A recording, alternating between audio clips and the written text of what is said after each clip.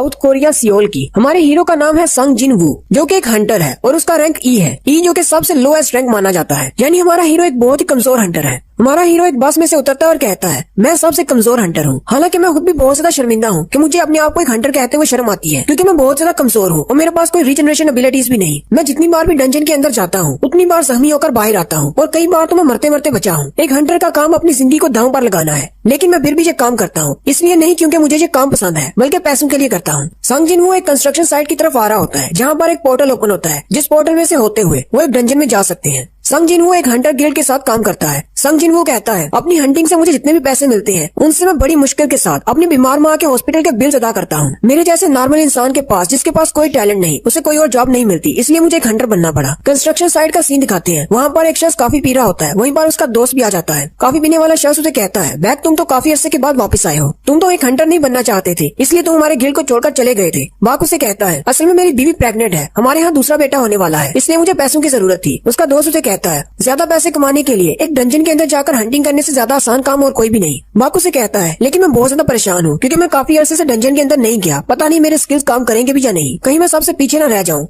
उसी वक्त काफी वाला शख्स पीछे की तरफ देखता है तो संग जिन वो आ रहा होता है। वो उसे कहता है, तुम्हारा शुक्रिया आने के लिए। जबकि बाकी के सारे हंटर भी संग जिन वो को देखकर बहुत ज्यादा खुश होते हैं और उसे कहते हैं, तुम तो वाकई में आज भी आ गए, तुम तो बहुत ही अच्छे लड़के हो। कॉफी वाला शख्स संग जिन वो से कहता है, क्या तुमने खाना खाया? संग जिन वो से कहता है, हाँ मैंने खा लिया, मेरे बारे में इतनी फिक्र करने के लिए आपका शुक्रिया। बाक उस शख्स से पूछता है, ये लड़का कौन है? क्या ये बहुत ही एक्सपीरियंस हंटर है जो सारे लोग इसको देखकर बहुत ज्यादा खुश है? वो शख्स हंसना शुरू हो जाता है। बाक से कहता है, तुम्हें नहीं पता, क्योंकि तुम जब छोड़ कर गए थे तभी ये लड़का यहाँ पर आया था। इसका निकनेम तुम्हें बताऊं तो तुम भी हंसना शुरू कर दोगे। इसका निकनेम ये है, दुनिया का सबसे कमजोर हंटर, क्योंकि ये यहाँ पर जितने भी हंटर्स हैं उनमें से सबसे ज्यादा कमजोर है। वैसे तो इसका रैंक ई है, लेकिन जितनी बार भी ये डंजन में जाता है ये ई रैंक के मॉन्स्टर से भी मार खाकर वापस आता है। बाकू से कहता है, वो हमारी बातें सुन सकता है, वो बहुत ज्यादा करीब है। जबकि संग जिन वो भी उनकी बातें सुन लेता है और कहता है, मैंने इन लोगों की सारी बातें सुन ली, लेकिन मैं क्या कर सकता हूँ, मैं हूँ ही सबसे ज्यादा कमजोर। संग सीधा कॉफी वाले के पास जाता है और उसे कहता है, क्या मुझे एक कॉफी का कप मिल सकता है? वो उसे कहता है, नहीं, सारी कॉफी खत्म हो गई। संग और भी ज्यादा उदास हो जाता है और कहता है, आज तो मुझे कॉफी भी नहीं मिली, आज का दिन तो बहुत ज्यादा बुरा है। उसी वक्त एक लड़की जिसका नाम जूही होता है, वो संग पर चिल्लाना शुरू कर देती है और कहती है, तुम फिर से जख्मी होकर वापस आए हो। संग उसे कहता है, क्या तुम भी हमारे साथ डंजन में जाने वाली हो? जूही उसे कहती है, हाँ मैं भी जाने वाली हूँ, लेकिन मुझे ये बताओ तुम्हारे चेहरे पर चोट कैसे लगी? संग उसे कहता है, मुझे नहीं पता, हंटिंग के दौरान शायद मुझे कुछ चोट लग गई। जूही उसे कहती है, अच्छा ऐसा क्या हुआ था हंटिंग के दौरान? फिर वो दोनों बैठ जाते हैं। संग उसे सारी बात बताता है। जूही उसे कहती है, क्या तुम इतने ज्यादा जख्मी थे कि तुम्हें हॉस्पिटल जाना पड़ा? संग उसे कहता है, हाँ, हम लोग ई रैंक के मिशन पर थे और वहाँ पर सारे ई रैंक के मॉन्स्टर थे और मेरी सारी टीम में से मैं ही अकेला था जो बहुत ज्यादा जख्मी हो गया। जूही उसे कहती है, लेकिन ऐसा कैसे हुआ? क्या तुम्हारे पास कोई हीलर नहीं था? संग उसे कहता है, नहीं, असल में मेरी टीम में सारे ही मुझसे ज्यादा रैंक वाले थे, इसलिए उन्होंने अपने साथ कोई हीलर रखा ही नहीं। जूही उसे कहती है, लेकिन फिर भी उन्हें अपने पास एक हीलर तो रखना ही चाहिए। संग उसे कहता है, कोई बात नहीं, असल में वो लोग ज्यादा स्ट्रॉन्ग नहीं है, मैं ही बहुत ज्यादा कमजोर हूँ। फिर संग खड़ा हो जाता है और जूही से कहता है, मुझे लगता है कि सारी टीम डंजन के अंदर जाने वाली है, चलो हम लोग भी चलते हैं। वो सारे लोग उस पोर्टल के सामने इकट्ठे हो जाते हैं। उनकी टीम को जो शख्स लीड कर रहा होता है उसका नाम मिस्टर सॉन्ग होता है। मिस्टर सॉन्ग उनसे कहते हैं, मुझे नहीं पता कि मुझे ये सब कुछ कहना चाहिए या नहीं, मैं पता नहीं क्वालिफाइड भी हूँ या नहीं, लेकिन इस रेड के लिए मैं तुम्हारा कैप्टन हूँ, एक लीडर की तरह मैं तुम्हारी टीम को लीड करूंगा, तुम सब लोगों को मेरी बात मानना होगी। कॉफी वाला शख्स उसे कहता है, मिस्टर सॉन्ग आपका रैंक हम सब में से ज्यादा हाई है, इसलिए आप हमारे लीडर बन सकते हैं, हमें इससे कोई मसला नहीं। बाकी के सारे लोग भी बात मान जाते हैं और कहते हैं, ठीक है, आप ही हमारे लीडर हैं। संग जिन वो भी हंसते हुए मिस्टर सॉन्ग से कहता है, डंजन में हमारा भी ख्याल रखिएगा। मिस्टर सॉन्ग सबसे कहते हैं, चलो फिर सब लोग अंदर चलते हैं, और साथ ही वो संग जिन वो से कहते हैं, प्लीज इस बार जख्मी मत होना, बस हमारे पीछे पीछे रहना। संग जिन वो पोर्टल से अंदर दाखिल होते हुए कहता है, इस बार मुझे अपना बेस्ट देना होगा, क्योंकि मुझे काफी सारे पैसों की जरूरत है। पूरी टीम के अंदर चले जाने के बाद काफी वाले दोनों शख्स बाहर खड़े होते हैं। दूसरा उसे कहता है, तुम किस बारे में सोच रहे हो? पहले वाला उसे कहता है, मैं तो बस संग जिन वो को लेकर थोड़ा सा परेशान हूँ, आज तो मैं उसे काफी भी नहीं दे पाया। दूसरा लड़का उससे पूछता है, वो तो इस ग्रुप का सबसे वीक हंटर है, वैसे इस डंजन का डेंजर लेवल क्या है? दूसरा शख्स उसे कहता है, इस डंजन का रैंक डी है, और साथ ही वो उसे कहता है, मैंने कभी भी संग जिन वो को बिना जख्मी हुए डंजन से बाहर आते हुए नहीं देखा। नेक्स्ट सीन डंजन के अंदर का होता है। जूही जिनवो के जख्मों को हील कर रही होती है, क्योंकि जिनवो फिर से जख्मी हो जाता है। जूही उसे कहती है, हर बार तुम्हें ऐसे जख्मी होने की क्या जरूरत है? अगर इतना ही मुश्किल है तो तुम ये काम करते क्यों हो? जबकि वहीं पर बाकी के टीम मेंबर बाकी के मॉन्स्टर्स को मार रहे होते हैं। जूही उन सब की तरफ देखती है और कहती है, यहाँ पर सारे मॉन्स्टर्स मर चुके हैं, मुझे लगता है ये रेड खत्म होने वाली है। वो सारे लोग अपने अपने मॉन्स्टर्स को मारने के बाद इकट्ठे हो जाते हैं और अपनी अपनी तारीफ कर रहे होते हैं। जूही जिनवो से पूछती है, तुम्हारे पास कोई रीजन है? आखिर तुम ये हंटर का काम छोड़ क्यों नहीं देते? जिनवो हंसते हुए उससे कहता है, मैं सिर्फ मजे के लिए ये काम करता हूँ, अगर मैं ऐसा ना करूँ तो मैं तो बोर होकर मर जाऊंगा। हालांकि अंदर से वो ये सोच रहा होता है, अब मैं जूही को अपनी पर्सनल रीजन तो नहीं बता सकता, वरना मैं और भी ज्यादा शर्मिंदा हो जाऊंगा।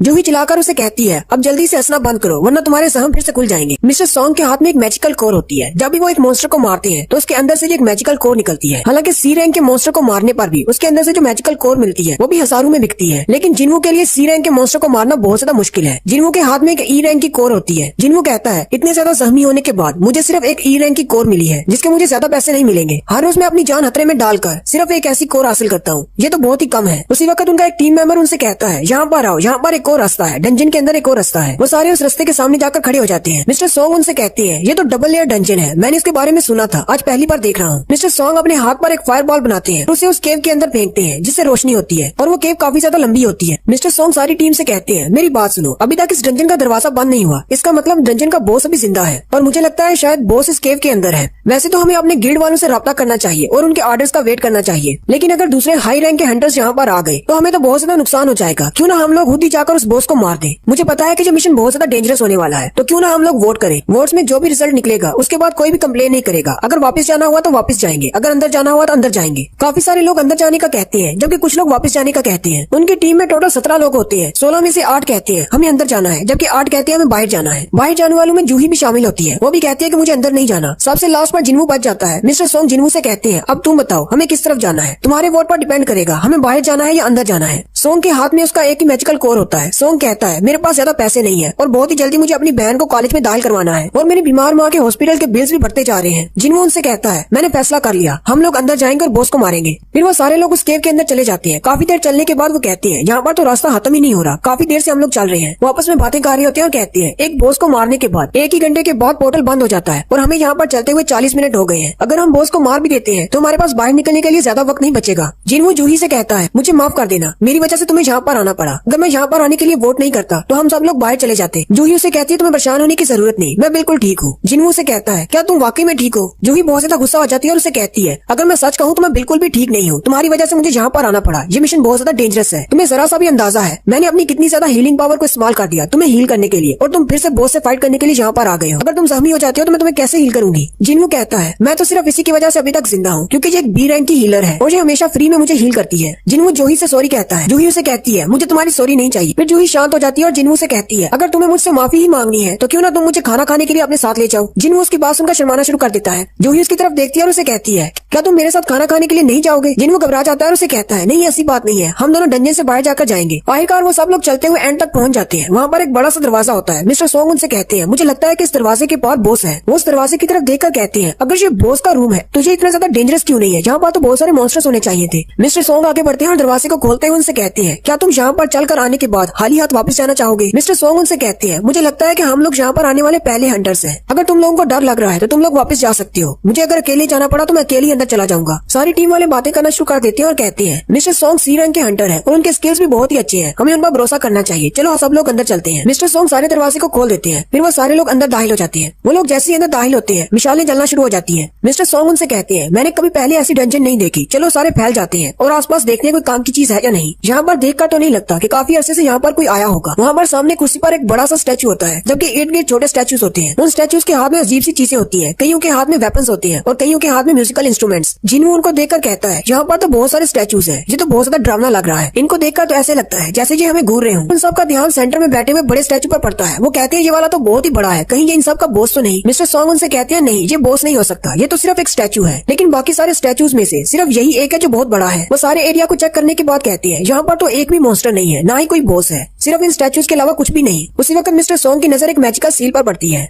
मिस्टर सॉन्ग उस मैजिकल सील को भी देख रहे होते हैं कि उनकी टीम का एक बंदा उनसे कहता है, मिस्टर सॉन्ग यहाँ पर आए, इस स्टैचू पर कुछ लिखा हुआ है। वो सारे लोग उस स्टैचू के सामने जाकर खड़े हो जाते हैं। उस स्टैचू के ऊपर कुछ लिखा होता है। मिस्टर सॉन्ग उसको पढ़ना शुरू करते हैं। उसके ऊपर हेडिंग में लिखा होता है, कार्थीनोन टेम्पल्स कमेंडमेंट्स। वहाँ पर टोटल 3 कमेंडमेंट्स होती है। सबसे पहली होती है लॉर्ड की पूजा करो, दूसरी होती है लॉर्ड की तारीफ करो और तीसरी कमांडमेंट होती है कि अपनी वफादारी को साबित करो। उसी वक्त जूही जिन्वू से कहती है, उस तरफ देखो, वो बड़े वाले बॉस की आंखें हिल रही हैं। मुझे लगता है शायद वो हमारी तरफ ही देख रहा है। जिन्वू से कहता है, तुम्हें बस कोई वहम हो गया है, वो सिर्फ एक स्टैचू है। उसी वक्त जिन्वू को कुछ महसूस होता है। जिन्वू कहता है अचानक मुझे डर क्यों महसूस हो रहा है। मिस्टर सोंग जो कि अभी भी वो पढ़ रहे होते हैं, वो कहते हैं इन कमेंडमेंट्स के नीचे लिखा हुआ है अगर कोई इन तीनों कमेंडमेंट्स को फॉलो नहीं करेगा तो वो इस कमरे से जिंदा बाहर नहीं निकल पाएगा। और साथ ही दरवाजा बंद हो जाता है। दरवाजे के बंद होते ही सारी टीम घबरा जाती है और कहती है अब हम लोग क्या करेंगे, दरवाजा तो बंद हो गया, हम लोग बाहर नहीं जा सकते। उनमें से एक बंदा कहता है तुम सब लोग तो बस ऐसी बकवास कर रहे हो, ये तो कुछ भी नहीं, मैं अभी जाकर दरवाजा खोलता हूँ और बाहर जाता हूँ। बॉस का खजाना या जो कुछ भी है वो तुम लोग रख सकते हो, मैं वापस जा रहा हूँ। वो जैसे ही जाकर दरवाजे को हाथ लगाता है, मिस्टर सोंग चिल्लाकर उसे कहते हैं दरवाजे के हैंडल से दूर रहो। उसी वक्त एक स्टैचू हिलता है और उसके हाथ में एक बड़ा सा कुल्हाड़ा होता है। वो उस शख्स को मार देता है और उसे मारने के बाद वो स्टैचू फिर से अपनी जगह पर खड़ा हो जाता है। अपनी टीम के एक बंदे के मरने के बाद बाकी के टीम मेंबर्स बहुत ज्यादा डर जाते हैं और कहते हैं क्या हमें इन सारे स्टैचू से फाइट करना होगी, ये तो बहुत बड़े हैं। जूही और जिनवू भी बहुत ज्यादा घबरा जाते हैं। जूही जिनवू से कहती है अगर वो वाला स्टैचू हिल सकता है तो इसका मतलब बॉस का स्टैचू जो मैंने अभी देखा था उसकी आंखें वाकई में हिल रही थी। और यहीं पर हमारी फर्स्ट एपिसोड का एंड होता है। एक्सप्लेनेशन अच्छी लगी हो तो कमेंट करके जरूर बताएं। चैनल को सब्सक्राइब कर दें, वीडियो को लाइक और शेयर कर दें। शुक्रिया।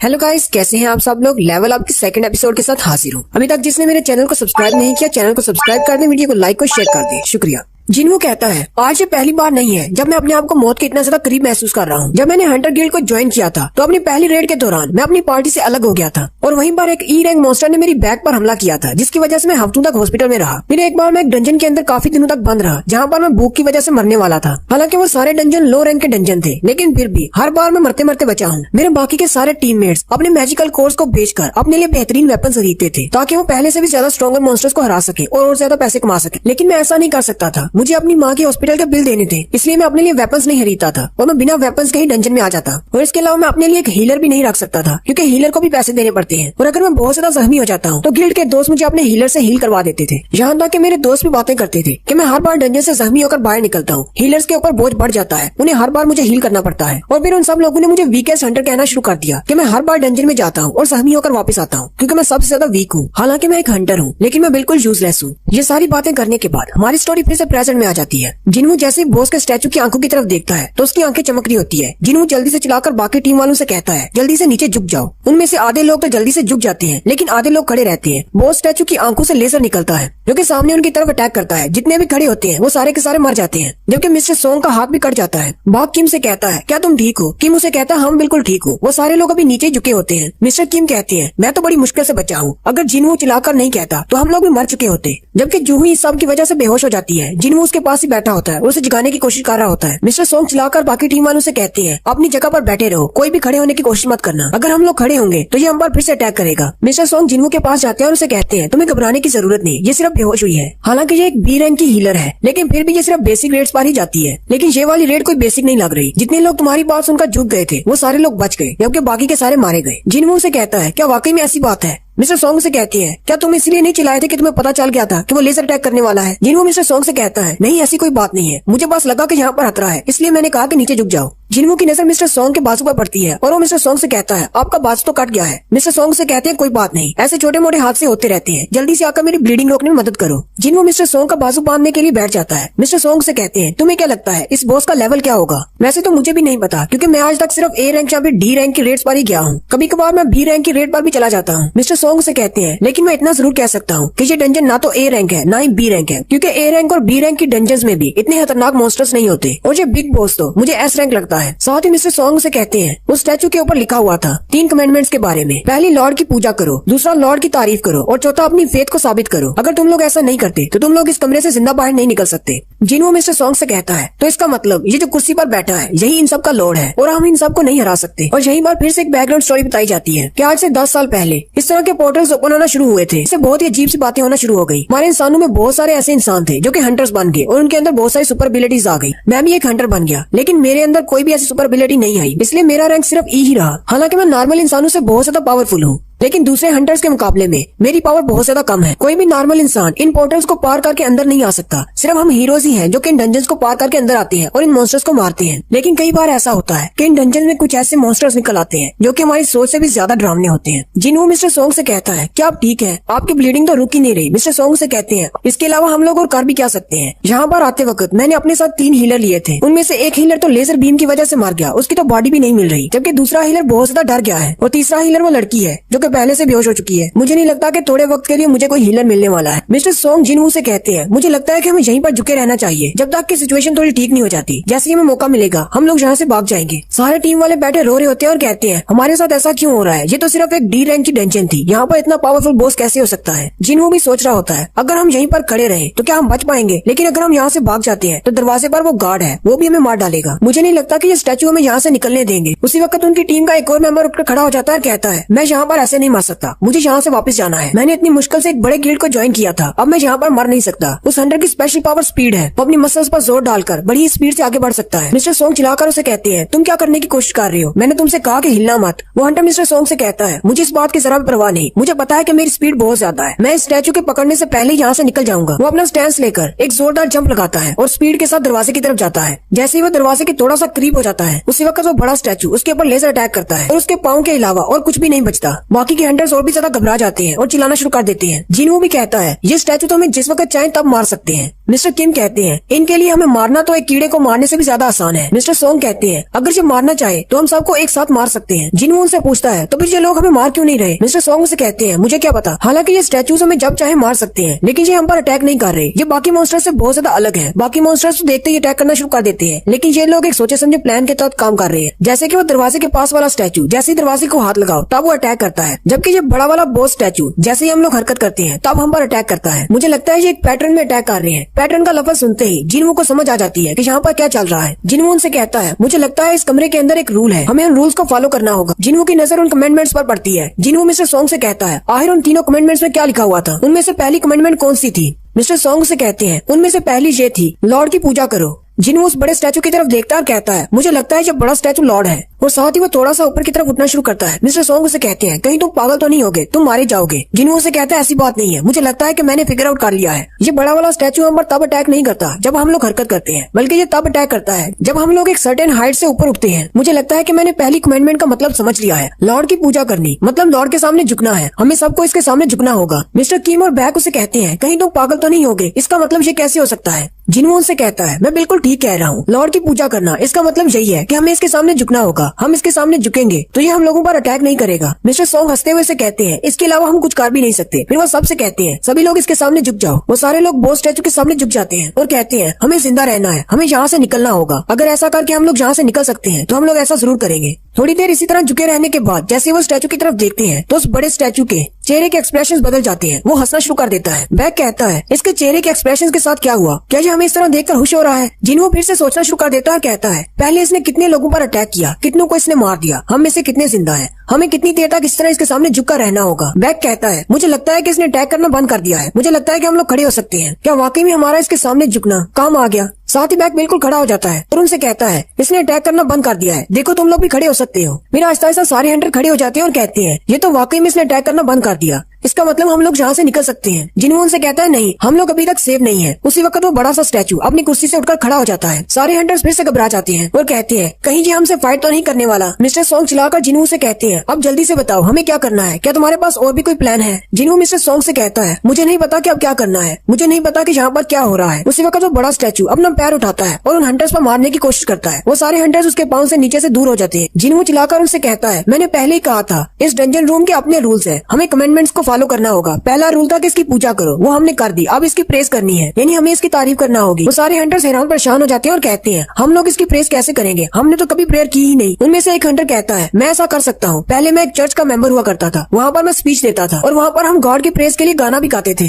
वो हंटर आगे बढ़ता है और अपने गले में पहने हुए क्रॉस के नेकलेस को पकड़ते हुए कहता है, लॉर्ड मैं आपका बंदा हूँ, मेरे ऊपर अपनी ब्लेसिंग्स की बरसात करो और मुझे एक नया इंसान बना दो जो कि गुनाहों से पाक हो। मेरे अंदर से सारी डार्कनेस को खत्म कर दो और मेरी सारी कमजोरियों को दूर कर दो। मेरे लॉर्ड मैं आपसे बहुत ज्यादा प्यार करता हूँ, आपको मेरी मदद करनी है। मिस्टर किम कहते हैं, क्या वाकई में इसकी प्रेस काम कर रही है? बॉक कहता है, शायद काम कर रही है, क्योंकि वो लेवल अप के एपिसोड 3 के साथ हाजिर हूँ। अभी तक जिसने मेरे चैनल को सब्सक्राइब नहीं किया, चैनल को सब्सक्राइब कर दे, वीडियो को लाइक और शेयर कर दे, शुक्रिया। मिस्टर बॉक के मरने के बाद वो सारे लोग बहुत ज्यादा घबरा जाते हैं। जिनवू कहता है, हम इसकी प्रेस कैसे करें, ये तो कोई गॉड नहीं बल्कि एक डेविल है। जिनवू कहता है, दोनों ही तरफ मौत है, पीछे हमारे ये बड़ा सा स्टैचू है, जबकि सामने वो स्टैचूज हैं जो गार्ड के तौर पर हैं। जैसे ही हम लोग उन स्टैचूज के करीब जाते हैं वो हम पर अटैक करते हैं और अगर हम सेंटर में रहते हैं तो ये बड़ा स्टैचू हम पर पैर रख देगा। जिनवू उन सारे स्टैचूज की तरफ देखता और कहता है किसी के पास कुल्हाड़ा है, किसी के पास एरो है, किसी के पास तलवार है और किसी के पास इंस्ट्रूमेंट्स है। हम लोग यहाँ से भाग नहीं सकते, हम लोग क्या करें, मुझे सोचना होगा। साथ ही वो फिर से हैरान हो जाता है और कहता है दीवार के साथ जो छोटे स्टैचूज है उनमें से आधों के पास हथियार है और आधों के पास इंस्ट्रूमेंट्स है, लेकिन उनके पास म्यूजिकल इंस्ट्रूमेंट्स क्यों है? क्या वो अपने म्यूजिकल इंस्ट्रूमेंट्स के साथ हम पर अटैक करने वाले हैं? साथ ही जिनवू सोचता है ऐसा नहीं हो सकता। जैसे ही हम लोग उन गार्ड्स के करीब जाते हैं वो हम पर अटैक करते हैं, इसका मतलब उनके पास हथियार है इसलिए वो अटैक करते हैं। अगर हम इंस्ट्रूमेंट्स वालों के पास जाएंगे तो हम लोगों पर अटैक नहीं करेंगे क्योंकि उनके पास तो म्यूजिकल इंस्ट्रूमेंट्स है, हथियार नहीं। जिनवू सारे हंटर से कहता है जल्दी से भागकर उन इंस्ट्रूमेंट्स वाले स्टैचूज के पास चले जाओ। मिस्टर सोंग भागते हुए एक इंस्ट्रूमेंट वाले स्टैचू के पास चले जाते हैं। वो जैसे उसके सामने जाकर रुकते हैं वो स्टैचू उस इंस्ट्रूमेंट को बजाना शुरू कर देता है। मिस्टर सोंग अपने बाकी के टीम मेंबर से भी कहते हैं ये लोग हम पर अटैक नहीं कर रहे, जल्दी से इंस्ट्रूमेंट वाले स्टैचूज के सामने जाकर खड़े हो जाओ। वो सारे लोग इंस्ट्रूमेंट्स वाले स्टैचूज ढूंढकर उनके सामने जाकर बैठ जाते हैं और वो इंस्ट्रूमेंट्स बजना शुरू हो जाते हैं। मिस्टर किम भी जाकर एक इंस्ट्रूमेंट वाले स्टैचू के सामने बैठ जाते हैं और रोना शुरू कर देते हैं क्योंकि वो मिस्टर बाग की मौत की वजह से बहुत ज्यादा अफसरदा होते हैं। जिनवू ने जूही का हाथ पकड़ा होता है, वो दोनों इकट्ठे होते हैं। जिनवू भागता हुआ जिनवू जूही को अपने साथ लेकर एक इंस्ट्रूमेंट वाले स्टैचू के सामने जाकर खड़ा हो जाता है और कहता है जल्दी से इंस्ट्रूमेंट बजाना शुरू करो, लेकिन वो इंस्ट्रूमेंट नहीं बजता। जिनवू और जूही बहुत ज्यादा घबरा जाते हैं और कहते हैं आखिर ये बज क्यों नहीं रहा। जूही रोना शुरू कर देती है और जिनवू से कहती है कहीं ऐसा तो नहीं कि एक स्टैचू के नीचे दो लोग इकट्ठे नहीं खड़े हो सकते, अगर हम दो इकट्ठे खड़े होंगे तो ये नहीं बचेगा। जिनवू को जैसे इस बात की समझ आती है जिनवू जूही का हाथ छोड़ देता है और भागता हुआ दूसरी तरफ चला जाता है और जूही से कहता है कि यहीं पर रहना, तुम सेफ रहोगी। वहीं उन स्टैचूज में लास्ट बार एक स्टैचू होता है। जिनवू भागता हुआ उसकी तरफ जा रहा होता है। जिनवू को लगता है शायद उसके पास एक म्यूजिकल इंस्ट्रूमेंट है। वो बड़े वाला स्टैचू उस पर पैर रखता है, लेकिन जिनवू बड़ी मुश्किल से उसे डॉज करता है और भागता हुआ उस बड़े से स्टैचू के पास पहुंच जाता है जिसके पास उसे लगता है कि उसके पास म्यूजिकल इंस्ट्रूमेंट है। मिस्टर सोंग चिल्लाकर उसे कहते हैं तुम गलत स्टैचू के सामने हो, जल्दी से वहाँ से निकलो। असल में उस स्टैचू के पास कोई म्यूजिकल इंस्ट्रूमेंट नहीं बल्कि एक शील्ड होती है। जिनवू उसके सामने जाकर गिर जाता है और वो स्टैचू अपनी शील्ड के साथ जिनवू पर अटैक करता है। जिनवू फिर से रेंगता हुआ दूसरे स्टैचू की तरफ जाता है और कहता है मुझे इंस्ट्रूमेंट वाला कोई स्टैचू ढूंढना होगा। और साथ ही वो अपने गॉड से कहता है अगर वाकई में कोई गॉड है तो मेरी मदद करो, मुझे कोई ऐसा इंस्ट्रूमेंट वाला स्टैचू दे दो जिससे मेरी जान बच सके। जिनवू कहता है अभी मैं मौत और जिंदगी के बीच खड़ा हूँ, मेरे हाथ में जिंदगी की डोर है जो कि बिल्कुल टूटने वाली है। लेकिन साथ ही वो रेंगता हुआ एक स्टैचू के सामने पहुंच जाता है। वो स्टैचू वाली औरत गाना गाना शुरू कर देती है जिसकी वजह से जिनवू की जान भी बच जाती है। और ये स्टैचू उस कमरे का लास्ट इंस्ट्रूमेंट वाला स्टैचू होता है। उन सारे स्टैचूज के गाना गाने के बाद उनकी दूसरी कमेंडमेंट पूरी हो जाती है और वो बोस स्टैचू वहीं पर रुक जाता है। जूही भागती हुई जिनवू के पास आती है और उसे पूछती है क्या तुम ठीक हो, लेकिन जैसे जूही उसके करीब आती है वो अपने मुंह पर हाथ रखकर रोना शुरू कर देती है क्योंकि लास्ट शील्ड के अटैक की वजह से जिनवू का एक पाँव कटकर अलग हो जाता है। जूही वहीं पर खड़ी रोना शुरू कर देती है।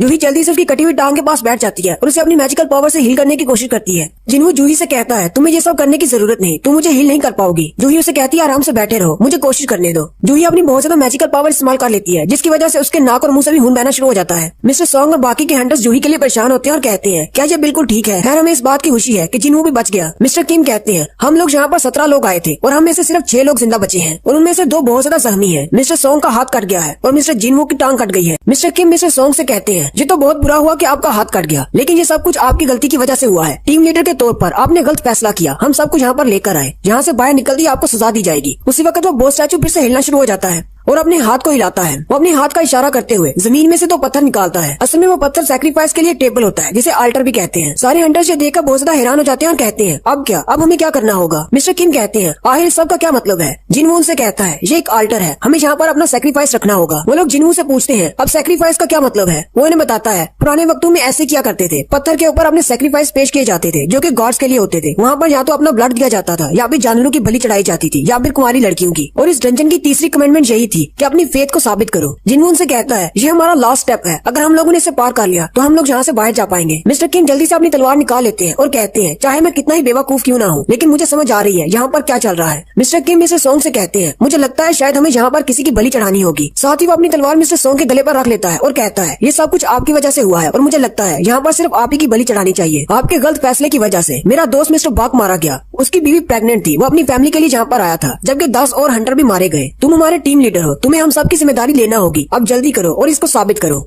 जिनवू मिस्टर किम से कहता है आप ये बिल्कुल भी ठीक नहीं कर रहे। मिस्टर किम उसे कहते हैं तुम अपनी बकवास बंद करो, मुझे यहाँ पर मरना नहीं है। मिस्टर सोंग किम से कहते हैं तुम बिल्कुल ठीक कह रहे हो, मुझे तुम सबकी जिम्मेदारी लेना होगी, अपनी तलवार को हटा लो, मैं अपनी मर्जी से ये सब कुछ करना चाहूंगा, मैं तुम लोगों के लिए अपनी बलि जरूर दूंगा। जिनवू चिल्लाकर उनसे कहता है लेकिन ये मिस्टर सोंग की गलती कैसे हो सकती है, हम सब लोगों ने वोट दिया था, उसी के बाद हम लोग यहाँ पर आए हैं। मिस्टर सोंग चलते हुए सीधे उस पत्थर के पास चले जाते हैं। जैसे ही वो उस पत्थर के पास जाकर खड़े होते हैं उनके वहाँ पर जाने से एक रेड फायर जलती है। मिस्टर किम कहते हैं अब क्या होने वाला है। मिस्टर सोंग जिनवू से कहते हैं मैं यहाँ पर आ गया, अब मुझे क्या करना होगा। जिन्वू सोचना शुरू कर देता है और कहता है इसके वहाँ पर जाने से एक रेड फ्लेम जली है, इसका मतलब क्या है? क्या इसे सेक्रीफाइस नहीं चाहिए? साथ ही वो बाकी हंटर से कहता है क्या कोई मेरी मदद करेगा, मुझे भी उस आल्टर पर जाना है। दो हंटर्स आगे बढ़ते हैं और जिन्वू को पकड़ लेते हैं और उसे उठाते हुए सहारा देते हैं और कहते हैं तुम्हारा मतलब क्या है? जिन्वू उनसे कहता है मुझे भी वहाँ पर लेकर जाओ, मुझे लगता है कि हमें वहाँ पर कोई नुकसान नहीं होगा। जैसे ही वो तीनों लोग उस आल्टर पर पहुंचते हैं वहाँ पर 3 और फायर्स जल जाती हैं। जिन्वू आते ही मिस्टर सोंग से कहता है अगर हम लोग यहीं इस आल्टर पर खड़े रहे तो क्या दूसरे लोग हमें बचाने के लिए आएंगे? मिस्टर सोंग से कहते हैं मुझे नहीं पता, वैसे भी इस डंजन के पोर्टल को ओपन हुए पूरा 1 हफ्ता हो चुका है, क्योंकि ये सिर्फ एक डी रैंक की डंजन है, इसलिए बहुत सारे हंटर्स यहाँ पर नहीं आना चाहते क्योंकि यहाँ पर इतना ज्यादा फायदा नहीं होता, यहाँ के मॉन्स्टर्स कमजोर होते हैं। साथ ही जिन्वू बैकग्राउंड स्टोरी बताता है कि जैसे ही हमारी दुनिया में एक पोर्टल ओपन होता है तो उसका 7 दिन का टाइम होता है। 7 दिन के बाद उसका दरवाजा मुकम्मल तौर पर खुल जाता है और वो मॉन्स्टर्स हमारी दुनिया में आ सकते हैं। हंटर्स की रेड्स का यही मकसद होता है कि हमें 7 दिन के अंदर अंदर उन सारे मॉन्स्टर्स को भी मारना है और उनके बॉस को मारना है ताकि इस पोर्टल को बंद किया जा सके। जैसे ही बॉस मर जाता है पोर्टल बंद हो जाता है। जिन्वू कहता है अगर हमने इन मॉन्स्टर्स को यहाँ पर नहीं रोका तो इसका मतलब ये मॉन्स्टर्स हमारी दुनिया में बाहर चले जाएंगे। जिन्वू जूही और किम से भी कहता है तुम दोनों भी यहाँ पर आ जाओ।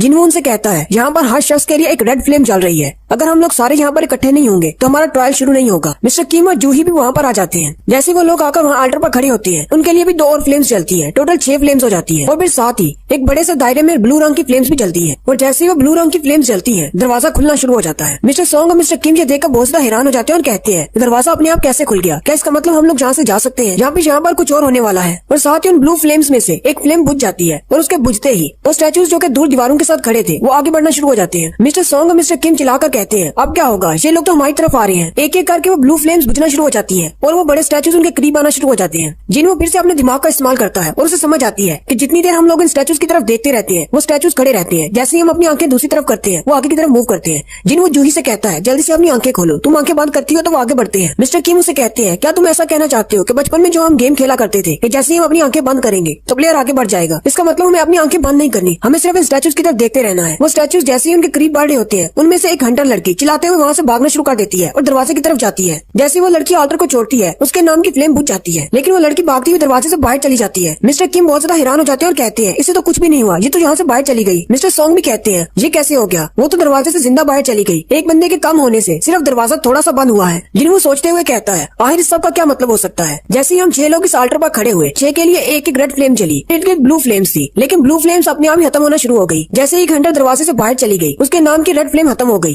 जिसकी वजह से दरवाजा थोड़ा सा बंद हो गया। क्या ये दरवाजे का खुलना एक ट्रैप हो सकता है? सबसे पहले हमने लॉर्ड की पूजा की, उसके बाद हमने उसकी प्रेस की, अब हमें अपनी वफादारी साबित करनी है। क्या हमें यहीं पर खड़े रहना चाहिए? क्या इसी तरह इसकी वफादारी साबित होगी? अगर हम गेट से बाहर गए तो शायद हम लोग बाहर जाकर मर जाएं। जिन्वू के साथ खड़ा दूसरा हंटर उसे कहता है मुझे माफ कर देना, मैं और ज्यादा बर्दाश्त नहीं कर सकता, और वो जिन्वू को पीछे की तरफ धक्का देते हुए वहाँ से भाग जाता है। और वो वाला हंटर भी दरवाजे को पार कर जाता है और बाहर चला जाता है। उस हंटर के नाम की रेड फ्लेम भी बुझ जाती है, जिससे दरवाजा थोड़ा सा और क्लोज हो जाता है। जिन्वू चिल्लाकर मिस्टर किम से कहता है तुम लोग यहीं पर रहो, अगर हम में से और ज्यादा लोग यहाँ से गए तो हमारे पास इतनी आंखें नहीं बचेंगी कि हम इन सारे स्टैचूज की तरफ देख सके। ये स्टैचूज हमारे करीब पहुंच जाएंगे और हमें मार देंगे। मिस्टर सोंग उससे कहते हैं जिन्वू एक्सप्लेन करो, तुम्हारी बात का क्या मतलब है? जिन्वू से कहता है मेरी बात का ये मतलब है कि हमें यहीं पर रहना है तब तक जब तक कि ये ब्लू फ्लेम्स अपने आप खत्म ना हो जाए। जैसे ब्लू फ्लेम खत्म हो जाएंगी ये स्टैचूज यहीं पर रुक जाएंगे और हम लोग बाहर जा पाएंगे। मुझे लगता है ये ब्लू फ्लेम्स टाइमर की तरह काम कर रही है। मिस्टर किम जिन्वू से कहते हैं लेकिन मुझे ऐसा लग रहा है जैसे इन ब्लू फ्लेम्स का ताल्लुक दरवाजे के बंद होने से है। अगर ये सारी ब्लू फ्लेम्स बुझ जाएंगी तो दरवाजा मुकम्मल तौर पर बंद हो जाएगा और हम लोग बाहर नहीं जा पाएंगे। मिस्टर किम उसे कहते हैं वैसे मुझे कभी नहीं लगा था कि तुम जैसा ई रैंक का लड़का भी हमारी इतनी ज्यादा मदद कर सकेगा। तुम्हारा बहुत बहुत शुक्रिया, तुमने अभी तक मेरी जान बचाकर रखी। मैंने हमेशा तुम्हारा मजाक उड़ाया है, तुम्हें कमजोर समझा है और मैं अपने इस बिहेवियर पर बहुत ज्यादा शर्मिंदा हूँ। यहाँ पर बहुत सारे लोग आए जिनमें से बहुत सारे मर चुके हैं और जितने भी जिंदा हैं वो सारे तुम्हारी वजह से हैं। और साथ ही मिस्टर किम रोना शुरू कर देते हैं और उसे कहते हैं मेरी भी एक फैमिली है, मैं यहाँ पर मरना नहीं चाहता, मुझे जिंदा रहना है, मुझे माफ कर देना। मुझे नहीं लगता कि मैं यहाँ पर ज्यादा देर के लिए रुक सकता हूँ, मुझे वापस जाना है अपनी फैमिली के पास। और मिस्टर किम भी आल्टर को छोड़कर भागते हुए दरवाजे से बाहर चले जाते हैं और कहते हैं मुझे माफ कर देना। जिन्वू बहुत ज्यादा उदास हो जाता है, रोते हुए कहता है तुम्हें माफ कर दूं, मुझे तो तुम्हारी बात पर हंसी आ रही है। तुम्हारे यहाँ से भाग जाने का मतलब ये है कि हम तीनों में से कोई भी यहाँ पर जिंदा नहीं बचेगा। जिन्वू अपने सर पर हाथ रखकर उदास होकर वहीं पर बैठ जाता है और यहीं पर हमारी एपिसोड 3 का एंड होता है। एक्सप्लेनेशन अच्छी लगी हो तो कमेंट करके जरूर बताएं, चैनल को सब्सक्राइब कर दें, वीडियो को लाइक और शेयर कर दें। शुक्रिया। हेलो गाइस, कैसे हैं आप सब लोग? मैं हूं आपका दोस्त अरसलान और आप देख रहे हैं मेरा चैनल पेक फ्लिक्स। सोलो लेवलिंग की एपिसोड 4 के साथ हाजिर हूं। अभी तक जिसने मेरे चैनल को सब्सक्राइब नहीं किया, चैनल को सब्सक्राइब कर दें, वीडियो को लाइक और शेयर कर दें। शुक्रिया। मिस्टर किम के वहाँ से भाग जाने के बाद सिर्फ 3 लोग पीछे आल्टर पर बचते हैं, जिनमें एक जूही, मिस्टर सोंग और हमारा हीरो जिन्वू है। मिस्टर सोंग दरवाजे की तरफ देखते हैं और कहते हैं मिस्टर किम के भागने के बाद दरवाजा और भी ज्यादा क्लोज हो गया है। मिस्टर सोंग उनसे कहते हैं वैसे तो बहुत देर हो चुकी है, लेकिन मुझे समझ आ गई है यहाँ पर क्या चल रहा है। वो जिन्वू से कहते हैं जूही को अपने साथ लो और यहाँ से चले जाओ। जब तक इस आल्टर पर एक भी इंसान मौजूद रहेगा तब तक ये दरवाजा मुकम्मल तौर पर बंद नहीं होगा। तुम और जूही की जिंदगी अभी बहुत बड़ी है, तुम अभी जवान हो, जल्दी से यहाँ से चले जाओ। मिस्टर सॉन्ग जूही से कहते हैं जिन्हों की मदद करो और दोनों यहाँ से निकल जाओ। लेकिन जूही डर के मारे जमीन पर बैठी होती है और उसकी टांगे बिल्कुल भी काम नहीं कर रही होती, क्योंकि थोड़ी देर पहले उसने अपनी सारी पावर इस्तेमाल कर दी थी जिन्हों को हील करने में। जूही मिस्टर सॉन्ग से कहती है लेकिन मेरी टांगे काम नहीं कर रही, मैं चल नहीं पाऊंगी। जूही वहीं पर बैठकर रोना शुरू कर देती है। मिस्टर सॉन्ग जूही से कहते हैं मुझे लगता है शायद तुमने अपनी माना की पावर बहुत ज्यादा इस्तेमाल कर दी, इसी वजह से अब तुम्हारी टांगे काम नहीं कर रही। जिन्हों मिस्टर सॉन्ग से कहता है आप जूही को अपने साथ लें और यहाँ से चले जाएं। वैसे भी मेरी एक टांग नहीं है, मैं चल नहीं पाऊंगा, आप जूही को उठा लें और यहाँ से बाहर चले जाएं, मैं यहीं पर रुकता हूँ। जूही चिल्लाकर जिन्हों से कहती है नहीं, तुम्हारी बजाय मैं यहाँ पर रुकती हूँ। जिन्हों जूही से कहता है मैंने तुमसे वादा किया था कि यहाँ से बाहर जाकर तुम्हें खाना खिलाऊंगा। साथ ही जिन्हों अपना मैजिकल कोर उसे देते हुए कहता है तुम जाकर खाना खा लेना, मैं बाद में आकर तुम्हें ज्वाइन करूंगा। अगर मैं जिंदा वापस आ गया तो मैं तुमसे अपना मैजिकल कोर वापस ले लूंगा और खाना भी खाऊंगा। जूही रोना शुरू कर देती है। मिस्टर सॉन्ग उसकी गर्दन में मारते हैं जिससे वो बेहोश हो जाती है और कहते हैं बच्चों वाली बातों का वक्त नहीं, और साथ ही जूही को अपने कंधे पर उठा लेते हैं। जिन्हों मिस्टर सॉन्ग से कहता है जूही का ख्याल रखना मेरे लिए। मिस्टर सॉन्ग से कहते हैं हाँ मैं जरूर रखूंगा। फिर जिन्हों वहीं पर उदास होकर बैठ जाता है, जबकि मिस्टर सॉन्ग जूही को उठाकर वहाँ से चले जाते हैं। मिस्टर सॉन्ग जूही को लेकर जैसे दरवाजे से बाहर निकलते हैं, जिन्हों कहता है चलो शुक्र है बाकी सब तो यहाँ से चले गए, सिर्फ मैं ही हूँ जो यहाँ पर मरने वाला हूँ। अगर मुझे पता होता कि इस डंजन के अंदर मैं मरने वाला हूँ तो मुझे इंश्योरेंस करवा लेनी चाहिए थी। अब मेरी माँ और मेरी बहन का क्या होगा। वहीं अल्टर पर एक तलवार गिरी होती है। जिन्हों उस तलवार को उठा लेता है और कहता है अब जबकि मैं मरने वाला हूँ तो मेरी कोशिश यही होगी कि मैं मरने से पहले एक मॉन्स्टर को तो अपने साथ लेकर ही जाऊँ। वो सारे स्टैचू मॉन्स्टर उसके बहुत ज्यादा करीब पहुंच जाते हैं। जिन्हों का ब्लड बहने की वजह से वो बेहोश होने की कगार पर होता है और उसकी आंखें बंद हो रही होती है, जिसकी वजह से वो स्टैचू और भी ज्यादा करीब हो जाते हैं। जिन्हों अपनी तलवार उनके सामने करता है और कहता है अटैक करो मुझ पर, मैं तुम में से एक को तो जरूर मारूंगा। लेकिन साथ ही वो स्टैचू अपने बाले से उस पर अटैक करता है और जिन्हों के बाजू में अपना बाला दंसाते हुए उसे ऊपर उठा लेता है और उसे आल्टर के पत्थर पर फेंक देता है। जिन्हों बेचारा खून में लिपटा आल्टर के पत्थर पर लेटा होता है और यही कह रहा होता है मैं मरना नहीं चाहता, काश मेरे पास एक मौका होता, काश मुझे एक और चांस मिल जाए, मेरे पास भी मेरी फैमिली है, मुझे भी उनकी केयर करनी है, मैं भी यहाँ पर मरना नहीं चाहता। हालांकि ये फैसला मेरा था कि मैं यहाँ पर रुकता हूँ, लेकिन मैं मरना नहीं चाहता। वो बड़ा सा स्टैचू फिर से इस पर अटैक करने वाला होता है। जिन्हों कहता है काश मेरे पास एक और चांस होता, मुझे बस एक और चांस मिल जाए, मैं यहाँ पर नहीं मरना चाहता। जैसे ही वो बड़ा स्टैचू पर अटैक करने वाला होता है वो सारी की सारी ब्लू फ्लेम्स बुझ जाती हैं और उन ब्लू फ्लेम्स के बुझने के साथ ही वो सारे स्टैचूज वहीं पर रुक जाते हैं और एक अलार्म बजने के साथ ही जिन्हों के सामने एक विंडो ओपन होती है। तुमने इस सीक्रेट मिशन की सारी रिक्वायरमेंट्स को पूरा कर लिया है। जिन्हों कहता है आखिर ये सीक्रेट मिशन क्या है और मैंने कौन सी रिक्वायरमेंट्स को पूरा कर लिया है। और साथ ही फिर से आवाज आना शुरू होती है जो कि उस विंडो पर लिखा होता है, वही उसको आवाज आ रही होती है। जिन्हों कहता है अब इसका क्या मतलब है। वहीं पर एक और विंडो ओपन होती है जिस पर लिखा होता है तुमने रिक्वायरमेंट्स पूरी कर ली, अब तुम एक प्लेयर बन सकते हो, क्या तुम एक प्लेयर बनना चाहोगे। तुम्हारे पास ज्यादा वक्त नहीं बचा, अगर तुम एक्सेप्ट नहीं करते तो 0.02 सेकंड्स के अंदर ही तुम मर जाओगे, और अगर तुम एक्सेप्ट करते हो तो तुम एक प्लेयर बन जाओगे। जिन्हों कहता है अगर मैं एक्सेप्ट करता हूँ तो मुझे मरना नहीं पड़ेगा, मुझे लगता है शायद यही वो सेकंड चांस है जिसका मुझे इंतजार था, मुझे मरना नहीं है, मुझे एक्सेप्ट है, मैं प्लेयर बनना चाहूंगा। जिन्हों जल्दी से एक्सेप्ट कर लेता है। उस विंडो पर लिखा जाता है वेलकम प्लेयर, और साथ ही जिन्हों की बॉडी में से रोशनी निकलती है और वो सारे स्टैचू खत्म हो जाते हैं। नेक्स्ट सीन में जैसे जिन्हों की आंख खुलती है, जिन्हों एक हॉस्पिटल के बिस्तर पर बैठा होता है। जिन्हों अपने आसपास देखता है और कहता है क्या मैं कोई सपना देख रहा था। उसी वक्त दरवाजा खुलता है और हंटर एसोसिएशन गिल्ड से 2 इंस्पेक्टर आते हैं। जिन्हों उन्होंने से पूछता है तुम लोग कौन हो। वो लोग उसे कहते हैं हमें माफ कर देना, हम तुम्हें डराना नहीं चाहते थे, लेकिन हम काफी देर से तुम्हारा इंतजार कर रहे हैं कि कब तुम्हें होश आएगी। हम लोग कोरियन हंटर गिल्ड्स के इंस्पेक्टर हैं। जिन्हों उनसे कहता है लेकिन इंस्पेक्टर्स मुझसे मिलने के लिए क्यों आए हैं। वो इंस्पेक्टर्स जिन्हों को बताते हैं कि तुम पिछले 3 दिन से बेहोश थे। जिन्हों उनसे पूछता है जूही और मिस्टर सॉन्ग का क्या हुआ, क्या वो दोनों ठीक है। वो इंस्पेक्टर्स उसे कहते हैं हाँ वो बिल्कुल ठीक है, लेकिन मिस्टर सॉन्ग का क्योंकि बाजू कट गया था, इसकी वजह से अब वो मुझे नहीं लगता कि वो हंटर का काम कर पाएंगे, शायद वो रिटायर हो जाए। और जूही अभी भी हॉस्पिटल में है क्योंकि उसने बहुत ज्यादा माना इस्तेमाल कर लिया था और वो ट्रॉमा से बाहर नहीं निकली। मुझे नहीं लगता कि वो दोनों दोबारा हंटर्स एसोसिएशन को ज्वाइन करना चाहेंगे। साथ ही वो इंस्पेक्टर मिस्टर किम के बारे में बताने लगते हैं। जिन्हों उनसे कहता है नहीं उनके बारे में रहने दो, मुझे उनके बारे में नहीं जानना। इंस्पेक्टर जिन्हों से कहता है उस डंजन में जो कि डबल लेयर डंजन थी, वहाँ पर से जितने भी लोग जिंदा बाहर निकले उनकी टोटल तादाद 6 है। हालांकि हम सब लोग जानते हैं कि डंजन के अंदर मॉन्स्टर से बहुत ज्यादा खतरा होता है और बहुत सारे हंटर्स मरते भी हैं, लेकिन इस तरह इकट्ठे बहुत सारे हंटर्स का एक साथ मरना बहुत ही अनोखी बात है। जब हमारे इंस्पेक्टर्स और व्हाइट टाइगर गिल्ड के लोग वहाँ पर पहुंचे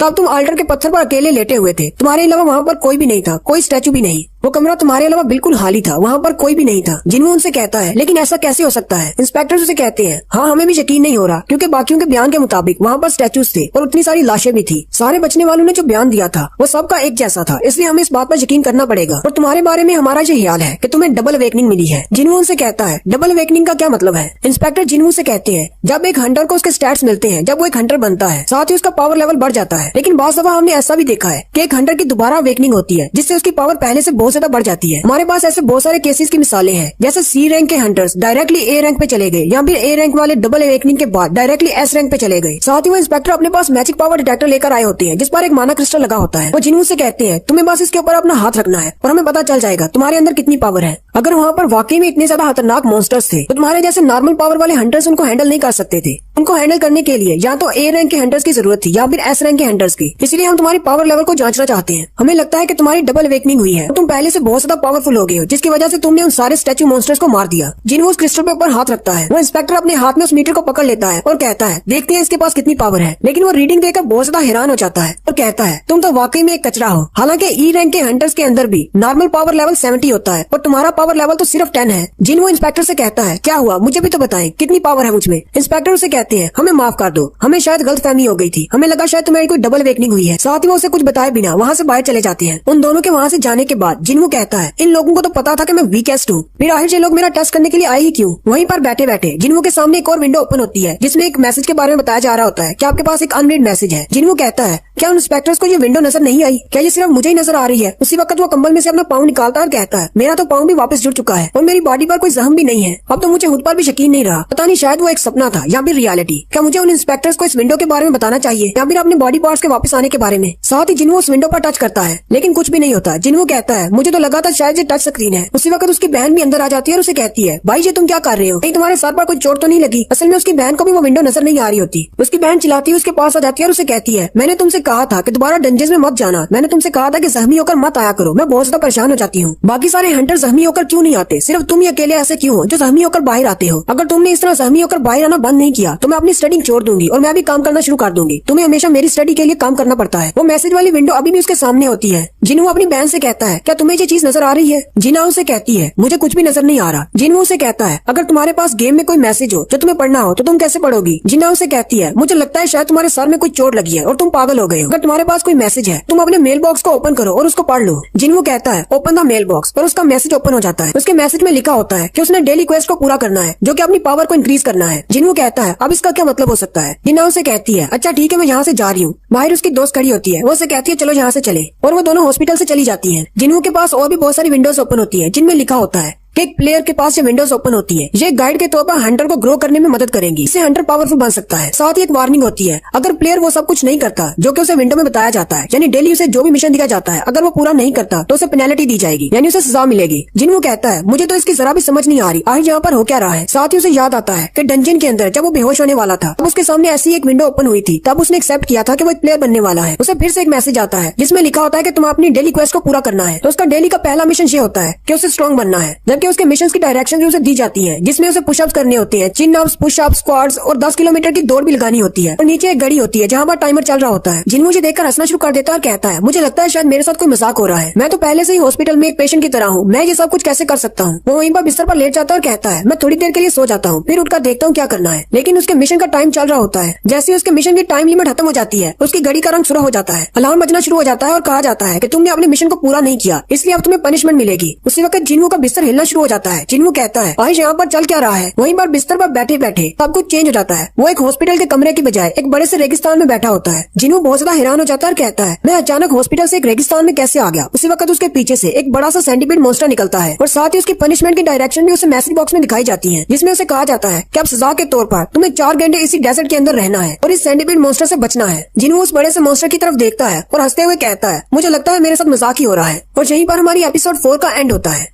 एक्सप्लेनेशन अच्छी लगी हो तो कमेंट करके जरूर बताएं। चैनल को सब्सक्राइब कर दें, वीडियो को लाइक और शेयर कर दें। शुक्रिया। हेलो गाइस, कैसे हैं आप सब लोग। लेवल अप के एपिसोड 5 के साथ हाजिर हूँ। अभी तक जिसने मेरे चैनल को सब्सक्राइब नहीं किया, चैनल को सब्सक्राइब कर दें, वीडियो को लाइक और शेयर कर दें। शुक्रिया। लास्ट एपिसोड के एंड पे हमने देखा था जिन्हों को स्ट्रॉन्ग बनाने के लिए उसे एक डेली क्वेस्ट दी जाती है, लेकिन जिन्हों उसे नहीं करता, जिसकी वजह से उसे पेनल्टी के तौर पर एक रेगिस्तान में भेज दिया जाता है, जहाँ पर उसे 4 घंटे एक बड़े से सेंटीपीड मॉन्स्टर से खुद को बचा कर रखना है। और वो भागता है और भागता है और खुद को उससे बचाता है और आखिरकार उसकी 4 घंटे का टाइम लिमिट पूरा हो जाता है, जिससे उसकी पेनल्टी खत्म हो जाती है और वो वापस अपने हॉस्पिटल में आ जाता है। और साथ ही उसकी विंडो पर लिख दिया जाता है कि तुमने पेनल्टी क्वेस्ट पूरी कर ली है। इस क्वेस्ट को पूरा करने के लिए तुम्हारा रिवार्ड आ चुका है, क्या तुम अपने रिवार्ड को एक्सेप्ट करना चाहोगे। जिन्हों उस मॉन्स्टर के सामने भाग भाग कर बहुत ज्यादा थक चुका होता है, वो वहीं पर लेट जाता है। उसी वक्त नर्स अंदर आती है और कहती है इसको क्या हो गया। वो हॉस्पिटल के फर्श पर बहुत सारी रेत देखकर बहुत ज्यादा हैरान हो जाती है और जिन्हों भी फर्श पर पड़ा होता है वो जल्दी से हेल्प के लिए कहती है कि कोई जल्दी से आओ और हमारी मदद करो। उसके बाद नेक्स्ट सीन कुछ दिन के बाद का होता है। दो नर्सेस खड़ी आपस में बातें कर रही होती है। एक उसे कहती है, क्या तुम्हें उस पेशेंट के बारे में पता है जिसका नाम जिनवू है? मैंने सुना है कि वो एक हंटर है। दूसरी नर्स उसे कहती है, हाँ मैंने सुना है, मैं उसे रोजाना देखती हूँ। हालांकि उसकी हालत खराब थी, इसी वजह से उसे हॉस्पिटल लाया गया था, लेकिन फिर भी वो रोजाना सुबह उठकर रनिंग करता है। मैंने डॉक्टर को इसके बारे में बताया था। डॉक्टर ने कहा कि हंटर्स नॉर्मल इंसान के मुकाबले में जल्दी रिजनरेट करते हैं, इसलिए वो जैसा कर रहा है उसे करने दो, उसको एक्सरसाइज करने दो। दूसरी नर्स उसे कहती है, खिड़की से बाहर देखो, वो अभी भी रनिंग कर रहा है। जिनवू भागते हुए कहता है, उस वाकये को पेश आए 4 दिन गुजर चुके हैं और मैं 4 दिन से लगातार वर्कआउट कर रहा हूँ। मुझे कुछ चीजों के बारे में पता चला है। पहली बात ये कि मेरे सामने ये जो विंडो ओपन होती है ये कोई इल्यूजन नहीं है, और दूसरी बात ये सिर्फ मुझे ही दिखाई देती है और किसी को भी दिखाई नहीं देती। जिनवू अपनी डेली क्वेस्ट पूरी कर लेता है और साथ ही उसे ऑप्शन दिया जाता है कि डेली रिकवरी का ऑप्शन प्रेस करो। जिनवू उसे जैसे एक्सेप्ट करता है उसकी सारी फटीग खत्म हो जाती है, यानी भाग भाग कर जितना भी वो थक जाता है अपनी एक्सरसाइज करके उसका सारी थकान खत्म हो जाती है। मोफेंग कहता है, पता नहीं ये किस किस्म का मैजिक है, लेकिन डेली क्वेस्ट की एक्सरसाइज करने के बाद मैं बहुत ज्यादा थक जाता हूँ, लेकिन रिकवरी का ऑप्शन दबाते ही मेरी सारी थकान खत्म हो जाती है और मैं बिल्कुल नॉर्मल हो जाता हूँ। यही नहीं, मुझे डेली के स्टैट पॉइंट्स मिलते हैं। इसके अलावा मुझे गिफ्ट बॉक्स भी मिलते रहते हैं जिनमें अजीब सी चीजें निकलती है। मैं अपने स्टैट पॉइंट्स को अपनी एजिलिटी और अपनी हेल्थ को बढ़ाने के लिए इस्तेमाल कर सकता हूँ। मैं अपने स्टैट पॉइंट्स को अपनी हेल्थ में, अपनी सेंस में या फिर अपने इंटेलिजेंट पॉइंट्स में जितना भी बढ़ाता जाऊंगा उतनी ज्यादा मेरी ये सारी चीजें बढ़ती जाएंगी। अभी के लिए मेरा लेवल सिर्फ 1 है। मुझे लगता है कि शायद मेरा लेवल बढ़ने से मेरे बाकी के स्टैट पॉइंट्स भी बढ़ेंगे। इसके अलावा मेरे पास एक मेन्यू है जिसमें मेरे पास स्किल्स है और इन्वेंटरी का ऑप्शन है जहाँ पर मैं अपने वेपन्स रख सकता हूँ और अपनी उठाई हुई चीजों को वहाँ पर स्टोर कर सकता हूँ। ये तो बिल्कुल एक गेम की तरह है जो कि पता नहीं किस सिस्टम की वजह से कंट्रोल हो रहा है। मेरे 1-2 दिन गुजरने के बाद जिनवू अपनी रिसेप्शन वाली नर्स के पास जाता है और उसे कहता है, मुझे कुछ देर के लिए छुट्टी चाहिए, मुझे हॉस्पिटल से बाहर जाना है। नर्स उसे कहती है, लेकिन तुम्हें कहाँ पर जाना है? जिनवू उसे कहता है, मुझे कुछ काम है, वो निपटा कर आता हूँ। नर्स उसे जाने देती है। जिनवू वहाँ से सीधा हैपजोंग स्टेशन पर आ जाता है। असल में ये भी उसकी एक क्वेस्ट होती है। जिनवू को रिवार्ड के तौर पर एक गिफ्ट बॉक्स में एक की मिलती है। जिनवू के हाथ में वो की होती है। जिनवू कहता है, मुझे देखना है कि ये की क्या काम करती है। जिनवू कहता है, उस गिफ्ट बॉक्स में बहुत सारी चीजें निकलती हैं, कई बार बहुत ही बेकार चीजें जैसे बैंडेज और पेन्स वगैरह निकलते हैं, लेकिन कभी कभी इस तरह की चीजें भी निकल आती हैं। उस की के बारे में लिखा होता है कि ये एक ऐसी की है जिसकी मदद से तुम एक इंस्टेंट डंजन बना सकते हो, लेकिन तुम इस की को सिर्फ हैपजोंग स्टेशन के 3rd फ्लोर पर ही इस्तेमाल कर सकते हो। जिनवू कहता है, पता नहीं ये वाकई में काम करेगी या नहीं, क्योंकि डंजन अपने आप ओपन होती है, किसी की से नहीं हो सकती। लेकिन शायद ऐसा हो भी सकता है क्योंकि मेरे साथ जो कुछ भी हो रहा है वो बहुत ज्यादा अजीब है। शायद ये सब कुछ डबल वेकनिंग की वजह से हो रहा है, या फिर मेरी डबल वेकनिंग होने वाली है। जिनवू उस की को अपने हाथ में पकड़ता है और कहता है, अगर दूसरे लोगों को इस बारे में पता चल गया सबसे वीकेस्ट हंटर को डबल वेकनिंग मिल गई है तो वो लोग तो मेरे ऊपर बहुत ज्यादा हंसेंगे, इसलिए मुझे पहले ट्राई करना होगा क्या वाकई में मुझे डबल वेकनिंग मिली है या नहीं। जिनवू कहता है, मुझे अपनी रनिंग एबिलिटी पर पूरा भरोसा है, और इस की से डंजन ओपन होने के बाद वहाँ पर बहुत ज्यादा मॉन्स्टर्स हुए तो मैं वहाँ से जल्दी से भाग आऊंगा। मोफेंग हैपजोंग स्टेशन के 3rd फ्लोर पर चला जाता है और वहाँ पर जाकर अपनी चाबी को घुमाता है, जिसकी वजह से बहुत सारी एनर्जी निकलती है और एक पोर्टल ओपन होता है। मोफेंग चलते हुए उस पोर्टल के अंदर चला जाता है। साथ ही विंडो ओपन होती है और उसे बताया जाता है कि तुम इंस्टेंट डंजन के अंदर आ चुके हो, और साथ ही उस पोर्टल का दरवाजा सील हो जाता है। जिनवू बहुत ज्यादा घबरा जाता है और कहता है, इसका दरवाजा तो बंद हो गया। मैंने तो ये सोचा था अगर डंजन के अंदर खतरनाक मॉन्स्टर हुए तो मैं जल्दी से भाग जाऊंगा, लेकिन अब मैं क्या करूँ। उसी वक्त एक लड़की जो कि मोबाइल यूज कर रही होती है उसके पास से गुजर जाती है। मोफेंग कहता है, कहीं ऐसा तो नहीं कि मैं किसी अलग डायमेंशन में आ गया हूँ। जिनवू कहता है, इस पोर्टल का डोर एक नॉर्मल डंजन जिसमें पहले जा चुका हूँ उससे बहुत ज्यादा मुख्तलिफ है। जिनवू वहीं पर बैठ जाता है, रोना शुरू कर देता है और कहता है, अब मैं क्या करूँ। मैंने तो सोचा था कि मैं यहाँ से भाग जाऊंगा, लेकिन अब मैं बाहर नहीं जा सकता। और साथ ही उसके सामने एक विंडो ओपन होती है जिसमें उसे कहा जाता है, तुम इस डंजन को छोड़कर नहीं जा सकते, या तो तुम बॉस को मारो या फिर रिटर्न क्रिस्टल का इस्तेमाल करते हुए बाहर चले जाओ। अब जिनवू के पास रिटर्न क्रिस्टल नहीं है, इसलिए जिनवू कहता है, कुछ दिन पहले तक मैं एक ई रैंक का हंटर था जो कि ई रैंक के मॉन्स्टर को भी नहीं हरा सकता था, और आज मुझे एक ऐसी डंजन में बंद कर दिया गया है जहाँ पर मुझे बॉस को हराना है, वरना मैं बाहर नहीं जा सकता। कहीं मेरे साथ फिर से कोई मजाक तो नहीं हो रहा। उसी वक्त जिनवू को अंदर से आवाजें आना शुरू हो जाती है। जिनवू और भी ज्यादा घबरा जाता है और कहता है, क्या इस गेम को लगता है कि मैं अपनी पार्टी के बिना इस डंजन को क्लियर कर सकता हूँ? मैं तो किसी कमजोर मॉन्स्टर को भी नहीं मार सकता, मैं इस डंजन के बॉस को कैसे मारूंगा। फिर जिनवू हिम्मत करता है और आगे उन आवाजों की तरफ चलना शुरू करता है। मोफेंग कहता है, जैसे ही मैं आगे की तरफ चलता जा रहा हूँ मेरा कॉन्फिडेंस लेवल कम होता जा रहा है। जिनवू कहता है, सामने से बहुत ही स्ट्रॉन्ग स्मेल आ रही है, मुझे लगता है कि इस डंजन में 20 टाइप मॉन्स्टर होंगे, और साथ ही एक बड़ा सा रेड कलर का वुल्फ निकल आता है और उस पर अटैक करता है। जिनवू जल्दी से उसे डॉज करता है। इस मॉन्स्टर का नाम स्टील फैंग राइकन वुल्फ है। जिनवू कहता है, ई रैंक के गोब्लिन्स को भी मैं हरा नहीं सकता, ये तो फिर एक स्टील फैंग राइकन है। एक वुल्फ तो बहुत ज्यादा पावरफुल होता है, मैं इसे कैसे हराऊंगा। मोफेंग अपनी टांगों की तरफ देखता है तो उसके पैर कांप रहे होते हैं। मोफेंग कहता है, मेरी तो टांगे साथ नहीं दे रही, ये तो बहुत ज्यादा डर के मारे कांप रही है। वो भेड़िया फिर से आगे बढ़ता है और जिनवू पर अटैक करता है। जिनवू उसे डॉज करते हुए कहता है, मेरे पास तो कोई हीलर भी नहीं है, मैं यहाँ पर जख्मी नहीं हो सकता, अगर मैं जख्मी हो गया तो मैं यहीं पर मारा जाऊंगा। वो वुल्फ पीछे हटने के बाद फिर से उस पर अटैक करता है। जिनवू पीछे की तरफ बैक फ्लिप करते हुए उसको डॉज करता है। जिनवू कहता है, मुझे लगता है शायद मेरी एक्सरसाइज की वजह से मेरी बॉडी बहुत ज्यादा इलास्टिक हो गई है, अब मेरी बॉडी पहले से ज्यादा लाइट है। जिनवू उसके ऊपर से जंप मारते हुए नीचे आकर खड़ा हो जाता है और उसे कहता है, मैं मौत के मुंह से वापस आया हूँ, मुझे जिंदगी जीने का दूसरा मौका मिला है, मैं तुमसे डरने वाला नहीं हूँ, मुझे अभी और स्ट्रॉन्ग बनना है, मैं अभी नहीं मर सकता। और साथ ही वो पंच मारता है उस भेड़िए के मुंह पर, जिससे वो भेड़िया दूर जाकर गिरता है। जिन्हों खुद भी ये देखकर बहुत ज्यादा हैरान हो जाता है और कहता है मेरे पास इतनी ज्यादा पावर कैसे आ गई, कहीं इस वजह से तो नहीं मैंने अपने स्टैट पॉइंट्स को अपनी स्ट्रेंथ में डाल दिया था। लेकिन साथ ही वो सामने की तरफ देखता है तो वो स्टील फैंग राइकन फिर से उठ खड़ा होता है। जिन्हों कहता है मेरे पास अभी जितनी भी स्ट्रेंथ है वो इसको हराने के लिए काफी नहीं। लेकिन जिन्हों पहले से थोड़ा सा कॉन्फिडेंट हो जाता है और वो फिर से उस पर पंचेस मारना शुरू करता है, लेकिन उस भेड़िए पर कुछ भी असर नहीं होता। जिन्हों कहता है चाहे मेरे पास कितनी भी फिजिकल स्ट्रेंथ क्यों ना हो, इन मॉन्स्टर्स की बॉडी पर इसका कोई असर नहीं होगा। जिन्हों को जब ये लगता है कि वो उसको नहीं हरा पाएगा, जिन्हों कहता है अब मैं क्या करूं, मैं इसको नहीं हरा सकता, ना ही मैं यहाँ से बाहर निकल सकता हूँ। भेड़िया उस पर अटैक करता है, जिन्हों के कंधे पर अपना पंजा मारता है। जिन्हों कहता है मेरे पास और कोई भी हंटर नहीं है, ना ही मेरे पास हीलर है, ना ही मेरे पास कोई वेपन है, मेरे पास सिर्फ मेरी बॉडी है। मैं अपनी बॉडी से इसको कैसे हरा सकता हूँ, काश मेरे पास कोई वेपन होता। उसी वक्त उसे याद आता है कि उसकी इन्वेंट्री में एक तलवार पड़ी हुई है जो कि उसने मिस्टर किम से ली थी। वो जल्दी से अपनी विंडो में अपनी इन्वेंट्री को ओपन करता है तो उसके अंदर वही तलवार पड़ी होती है। जिन्हों उस तलवार को वहाँ से बाहर निकाल लेता है और कहता है मुझे नहीं पता कि ये तलवार यहाँ पर क्या कर रही है, और साथ ही वो उस तलवार को निकालते हुए उस वुल्फ की तरफ एक स्लैश लगाता है और उसे सेंटर से 2 टुकड़ों में काट देता है। उसे एक वुल्फ के मरते ही उसी वक्त उसके सामने विंडो ओपन होती है जिसमें लिखा जाता है कि तुमने एक राइकन को मार दिया है, इसलिए तुम्हारा लेवल अप हो गया है। जिन्हों कहता है मिस्टर किम ने बताया था कि उन्होंने इस तलवार को 3 मिलियन वोन में खरीदा है, हालांकि मेरे पास इतने पैसे नहीं है, मैं तो ऐसी तलवार को छू भी नहीं सकता, लेकिन अब तलवार मेरे पास है तो मैं इसको इस्तेमाल कर सकता हूँ। और ये गेम की इन्वेंट्री तो बहुत ज्यादा अच्छी है, मैं इसमें कुछ भी स्टोर कर सकता हूँ। और उसी वक्त अंधेरे में से 2 और वुल्फ निकल कर आ जाते हैं। जिन्हों कहता है अब मेरे पास एक तलवार है, अब मुझे इनसे डरने की कोई जरूरत नहीं, अब मेरा डर पहले से कम हो चुका है। पहली वाली स्लैश जब उसने लगाई थी तब उसकी तलवार नीचे फर्श में धंस गई थी। जिन्हों जल्दी से उस तलवार को निकालने की कोशिश करता है, लेकिन वो उसको निकाल नहीं पा रहा होता। वो दोनों राइकन वुल्फ आगे बढ़ते हैं और उस पर अटैक करते हैं। जिन्हों अपना पूरा जोर लगाता है और उस तलवार को निकालने की कोशिश करता है और आखिरकार वो उस तलवार को निकाल लेता है। तलवार को निकालते ही वो उसको पीछे की तरफ घुमाता है। दोनों में से एक वुल्फ मर जाता है जबकि दूसरा वुल्फ उसकी तलवार को अपने दांतों में पकड़ लेता है। जिन्हों कहता है इसको ऐसे ही तो स्टील फैंग नहीं कहते, इसके दांत तो वाकई में स्टील के बने हुए हैं। जिन्हों कहता है लेकिन मैं अपनी तलवार को नहीं खो सकता, और साथ ही वो उसके पेट में घुटना मारता है और अपनी तलवार को आजाद करवाते हुए उसे सेंटर से काट देता है और दूसरा राइकन भी मर जाता है। और उसी वक्त वहाँ पर एक और वुल्फ आ जाता है। जिन्हों उसकी तरफ देखता है और कहता है उस डंजन में जहाँ पर मैं मरते मरते बचा था, उन मॉन्स्टर्स के सामने तुम जैसे वुल्फ तो कुछ भी नहीं हो। जिन्हों उस वुल्फ को घूर कर देखता है, वो वुल्फ पीछे अंधेरे में गायब हो जाता है। इसी वक्त जिन्हों के स्टैट वाली विंडो ओपन होती है जिसमें उसके स्टैट्स दिखाए जाते हैं। जिन्हों का लेवल 2 हो जाता है, साथ ही उसे 2 स्पेशल स्किल्स भी मिलती है, जिसमें एक स्प्रिंट है यानी वो अपनी स्पीड को बढ़ा सकता है, और दूसरा मस्कुलैरिटी अपने मसल्स को बढ़ा सकता है। जिन्हों अपनी स्टैट विंडो की तरफ देखता है और कहता है जैसे ही मैं लेवल अप होता हूँ तो मेरे सारे स्टैट्स 1 पॉइंट के साथ आगे बढ़ जाते हैं, लेकिन डेली क्वेस्ट को पूरा करने पर मुझे सिर्फ 3 स्टैट पॉइंट्स मिलते हैं। तो इसका मतलब डंजन में आकर मॉन्स्टर्स को मारना और लेवल अप होना ये मेरे लिए ज्यादा फायदेमंद है। जिन्हों कहता है अपनी एबिलिटीज पर पॉइंट बढ़ाने से पता नहीं मुझे कितना फायदा होता है। इन सारी में मुझे सिर्फ स्ट्रेंथ की समझ आती है। मैंने इसको 20 पॉइंट्स पर रखा है, लेकिन मुझे इसका महसूस हो रहा है कि मैं काफी ज्यादा स्ट्रॉन्ग हो चुका हूँ। लेकिन मुझे इस बात की समझ आ चुकी है कि जैसे मेरा लेवल अप होगा मेरे स्टैट्स बढ़ेंगे और मेरी पावर भी ज्यादा बढ़ेगी। जिन्हों कहता है तो इसका मतलब दुनिया का सबसे वीकेस्ट हंटर यानी कि मैं भी स्ट्रॉन्गर बन सकता हूँ। जिन्हों अपने ही मारे हुए वुल्फ की बॉडी के पास जाकर खड़ा हो जाता है और कहता है मैंने इसको मार दिया, लेकिन इसके अंदर से कोई मैजिकल कोर क्यों नहीं निकली? क्या ये बाकी डंजन के मुकाबले में कोई अलग डंजन है, या फिर ये वाले मॉन्स्टर्स अपने पीछे कोर नहीं छोड़कर जाते? वहीं पर जिन्हों को एक राइकन फैंग मिलता है जो कि स्टील फैंग होता है। जिन्हों कहता है ये वाले मॉन्स्टर स्पेशल मैजिकल कोड तो नहीं छोड़कर जा रहे, लेकिन इस तरह की आइटम छोड़कर जा रहे हैं। और मेरे पास विंडो में एक स्टोर भी है जहाँ पर मैं इन चीजों को रख सकता हूँ या फिर बेच भी सकता हूँ। वहाँ पर खरीदने और बेचने का ऑप्शन होता है। जिन्हों खरीदने के ऑप्शन को क्लिक करता है, लेकिन कुछ भी नहीं होता क्योंकि उसका लेवल लो होता है, इसलिए उसे कहा जाता है तुम्हारा लेवल अभी लो है, इसलिए तुम कुछ भी खरीद नहीं सकते। अगर तुम चाहो तो अपनी चीजों को बेच सकते हो। फिर वो बेचने के ऑप्शन पर क्लिक करता है तो उसे वुल्फ के दांत के बदले में 20 गोल्ड दिए जाते हैं। जिन्हों कहता है पता नहीं 20 गोल्ड कितने होते हैं, मुझे इस करेंसी का नहीं पता, मुझे लगता है शायद ये डंजन ई रैंक के बराबर होगी। जिन्हों कहता है अब मुझे क्या करना चाहिए, मैं इस डंजन को छोड़ नहीं सकता जब तक मैं बॉस को नहीं मारता, लेकिन अगर मैं बॉस से फाइट करने के लिए यहाँ पर रुकता भी हूँ तो मेरे पास इतना राशन नहीं है, मैं यहाँ पर भूख से मर जाऊंगा। और अगर बॉस ई रैंक का भी हुआ फिर भी वो मुझसे ज्यादा स्ट्रॉन्ग है, मैं उसको हरा नहीं पाऊंगा। ना ही मुझे पता है कि रिटर्न क्रिस्टल कहाँ से मिलता है, मैं वापस कैसे जा सकता हूँ। उसी वक्त वो सामने की तरफ देखता है, वो पहले वाला वुल्फ जो कि चला गया था वो अपने साथ और भी बहुत सारे वुल्फ को लेकर आता है। वहाँ पर बहुत सारे वुल्फ इकट्ठे हो जाते हैं और यहीं पर हमारी एपिसोड 5 का एंड होता है।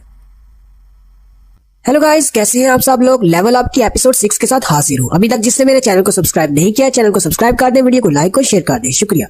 जिन्हों 3 राइकन वुल्फ्स को मारने के बाद लेवल 2 पर पहुंच जाता है, लेकिन उसी वक्त वहाँ पर बहुत सारे और वुल्फ्स निकल आते हैं। जिन्हों उनको देखकर उठकर खड़ा हो जाता है और कहता है अब मुझे इनसे डरने की जरूरत नहीं, मैं पहले ही एक बार मर चुका हूँ। और अपनी तलवार पकड़ते हुए भागता हुआ उन वुल्फ्स की तरफ चला जाता है और उन वुल्फ्स को काटना शुरू कर देता है, जबकि वो वुल्फ्स भी आगे बढ़कर उस पर अटैक कर रही होती है। जिन्हों अपनी तलवार को घुमाई जाता है और बहुत सारे वुल्फ्स को मार देता है। जैसे ही वो एक वुल्फ को मारता है उसका लेवल अप हो जाता है। वुल्फ्स को मारने के साथ साथ उसका लेवल अप होता जा रहा होता है। जिन्हों कहता है अगर मैं यहीं पर रुक जाता हूँ तो मैं इनके हाथों मारा जाऊंगा, इसलिए मुझे इनको मारना होगा। मैं एक हंटर हूँ, मैं यहाँ पर नहीं मर सकता। अगर मैं यहाँ पर मर गया तो तो मेरी माँ और मेरी बहन का ख्याल कौन रखेगा? मुझे हमेशा एक कमजोर ई रैंक का हंटर नहीं बनकर रहना। अगर मैं स्ट्रॉन्ग बन सकता हूँ तो मैं हर चांस लूंगा और अपने आप को स्ट्रॉन्ग बनाऊंगा। अगर ये गेम के रूल्स मुझे स्ट्रॉन्ग बना रहे हैं तो मैं इस गेम के हर रूल को फॉलो करूंगा। जिन्हों उन सारे वुल्फ्स को मारने के बाद बहुत ज्यादा थक जाता है और चलता हुआ जैसे सामने वाले कमरे में जाता है, वहाँ पर वो साइड पर देखता है तो और भी बहुत सारे वुल्फ्स होते हैं। पहले वाले वुल्फ्स को मारने की वजह से जिन्हों को एक नया टाइटल मिलता है जो कि वुल्फ स्लेयर होता है। जिन्हों अपनी तलवार की तरफ देखता है तो उस पर बहुत सारे क्रैक पड़ जाते हैं। जिन्हों कहता है चाहे मैं कितना भी अच्छा वेपन क्यों ना खरीद लूं, बार बार डंजन्स के अंदर आकर इन मॉन्स्टर्स को मारने पर मेरा वेपन टूट ही जाएगा। साथ ही जिन्हों कहता है मैंने जब अपना पहला वेपन खरीदा था वो मैंने 50,000 वॉन का खरीदा था। उस चाकू की मदद से मैंने बहुत सारे छोटे मॉन्स्टर्स को तो मार दिया, लेकिन बॉस के सामने मेरा वेपन बिल्कुल भी नहीं टिक पाया और सिर्फ एक ही स्ट्रोक में वो टूट गया। उस दिन मुझे 3 मैजिकल क्रिस्टल मिले थे, लेकिन उन्हें बेचकर मेरे उस चाकू की कीमत भी पूरी नहीं हुई, इसलिए मैंने दोबारा कभी वेपन नहीं खरीदा। और साथ ही दिखाते हैं जिन्हों उन सारे के सारे वुल्फ्स को मार देता है जो कि बाद में आए थे।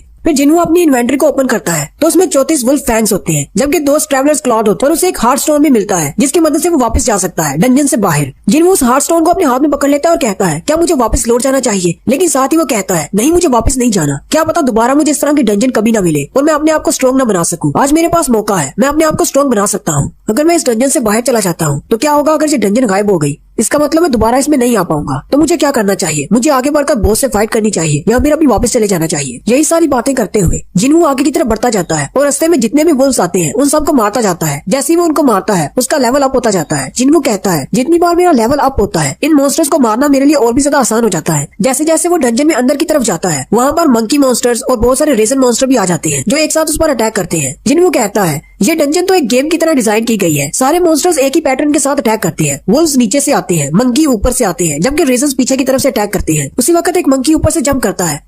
जिन्हों अपनी तलवार को ऊपर की तरफ करते हुए उस मंकी मॉन्स्टर को मार देता है, जबकि एक बड़ा सा रेजन कैट उसकी तरफ पीछे से आता है और वो अपनी तलवार को पीछे की तरफ घुमाते हुए उस कैट मॉन्स्टर को भी मार देता है। लेकिन साथ ही एक वुल्फ मॉन्स्टर भी उस पर अटैक करता है, लेकिन जिन्हों उसको भी मार देता है। जिन्हों उस वुल्फ के ऊपर लिखे हुए इसके नाम की तरफ देखता है और कहता है इनके ऊपर जो इनका नाम लिखा होता है उसका कलर इनकी स्ट्रेंथ के मुताबिक चेंज होता है। व्हाइट कलर का मतलब है वीक, ऑरेंज का मतलब है पावरफुल, जबकि रेड का मतलब है बहुत ज्यादा पावरफुल। जिन्हों कहता है पहले जिन राइकन वुल्फ्स को मैंने हराया था वो सारे ऑरेंज कलर के थे, यानी बहुत ज्यादा स्ट्रॉन्ग थे, लेकिन अब ये व्हाइट कलर वाला आ गया है। इसे हराना तो मेरे लिए बहुत ज्यादा इजी है, लेकिन मुझे नहीं पता कि मैं अपनी स्ट्रेंथ के साथ नीचे जो मॉन्स्टर है जो बॉस है इस डंजन का, मैं उसको हरा पाऊंगा या नहीं। जिन्हों अभी सीढ़ियों के ऊपर ही खड़ा होता है और कहता है मुझे गूज बम्स मिल रहे हैं, जैसे नीचे वाला मॉन्स्टर बहुत ज्यादा पावरफुल है, या फिर इस वजह से कि मेरी सेंसिटिविटी बहुत ज्यादा बढ़ चुकी है। साथ ही वो अपनी स्टैट्स की विंडो को ओपन करता है और कहता है मेरा लेवल 15 पे अटक गया है, अब ये इससे ज्यादा नहीं बढ़ रहा, मुझे लगता है शायद मुझे बॉस से फाइट करनी है। साथ ही वो अपनी तलवार की तरफ देखता है और